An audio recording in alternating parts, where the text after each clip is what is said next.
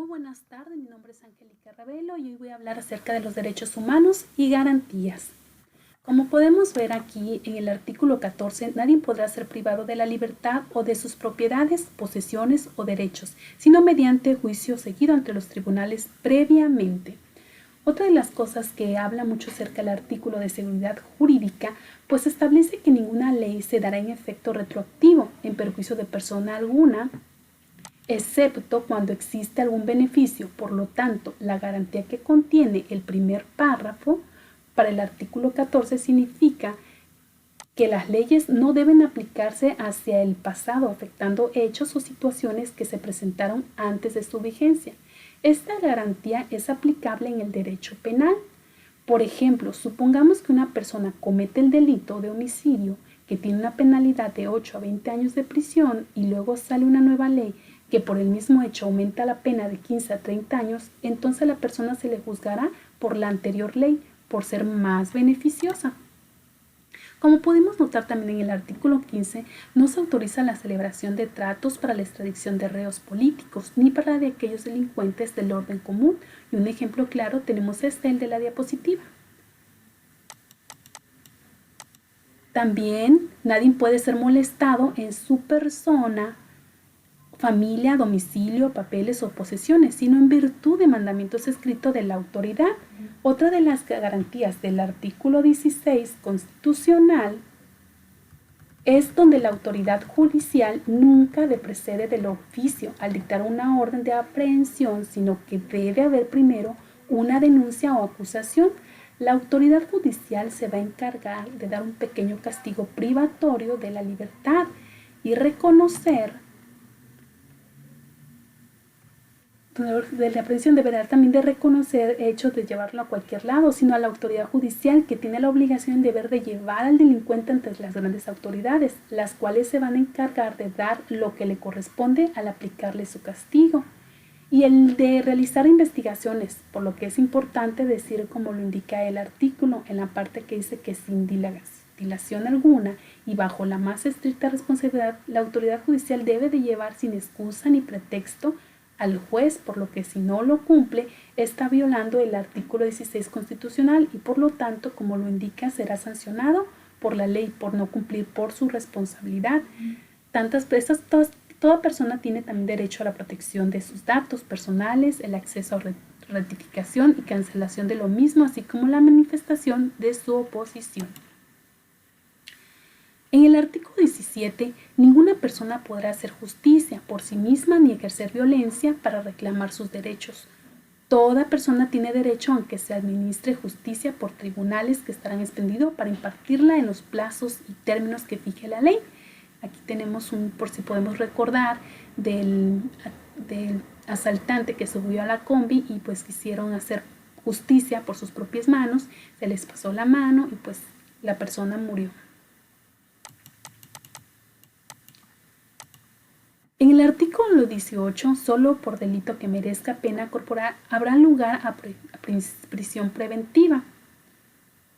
Esto quiere decir que en la primera parte del artículo 18, donde nos establece varios supuestos, uno de ellos que solamente habrá prisión preventiva cuando el delito establezca una pena corporal, que significa que nosotros en los códigos penales vamos a observar que existen diferentes tipos.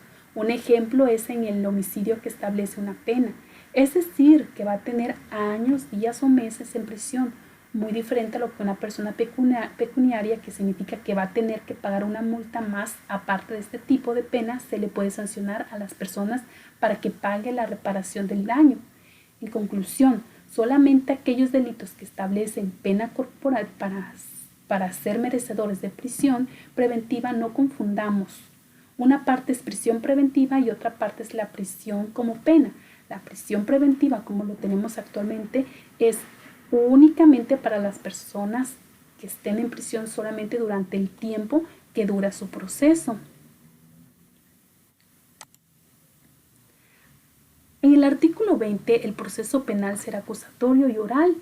Podemos ver que en el primer párrafo, el proceso penal tendrá por objeto el esclarecimiento de los hechos. proteger al inocente y procurar que el culpable no quede impune y que los daños causados por el delito se reparen. En el 2, toda audiencia se desarrolla en presencia del juez sin que pueda delegar en ninguna persona el desahogo y la valoración de las pruebas. En el tercer párrafo podemos ver que para los efectos de la sentencia solo se consideran como prueba aquella que hayan sido desahogadas en la audiencia de juicio, ¿verdad? Y en el artículo 21, la investigación de los delitos corresponde al Ministerio Público y a la policía, las cuales actuarán bajo la conducción y el mando de aquel en el ejercicio de esta función.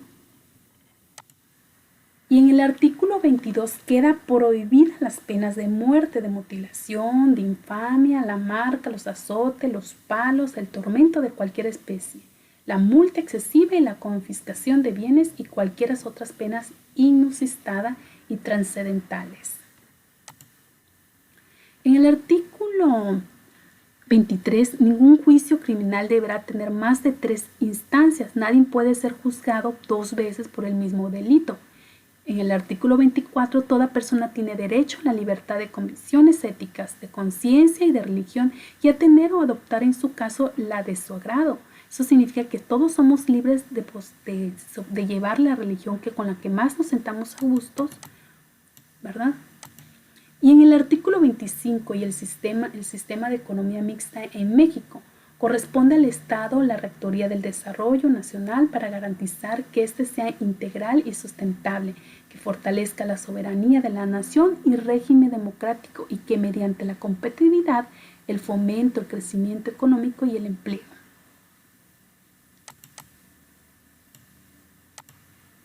En el artículo 26, el Estado organizará un sistema de planeación democrática del desarrollo nacional que imprima solidez, dinamismo, competitividad, ¿verdad? En el artículo 27, la propiedad de las tierras y aguas comprendidas dentro de los límites del territorio nacional corresponden originalmente a la nación. Artículo 28. No constituirá monopolios. En los Estados Unidos mexicanos quedan prohibidos los monopolios, las prácticas monopólicas, los estancos, las condonaciones de impuesto y las excepciones de impuestos en los términos y condiciones que fijan las leyes.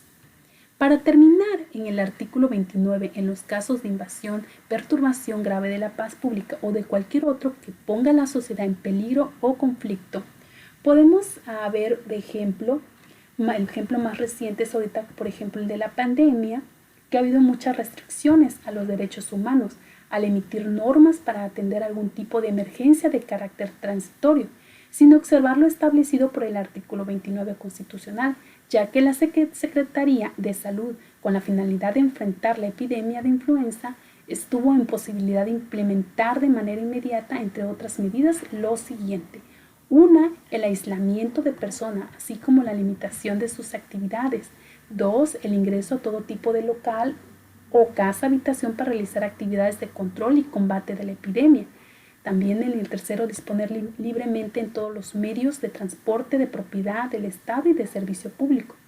Es indudable que frente a casos de emergencias que pueden poner en riesgo la subsistencia del Estado, está plenamente justificada la toma de este tipo de medidas, pues a diferencia de la suspensión o restricción de los derechos humanos, se requiere de inmediatez y oportunidad ante casos excepcionales como lo es la propagación de una enfermedad grave de atención prioritaria. Por tanto, frente a casos de estas envergaduras, no se hace presente el sistema de pesos y contrapesos que hacen su irrupción en el supuesto descrito por el artículo 29 constitucional. Muchísimas gracias. He terminado.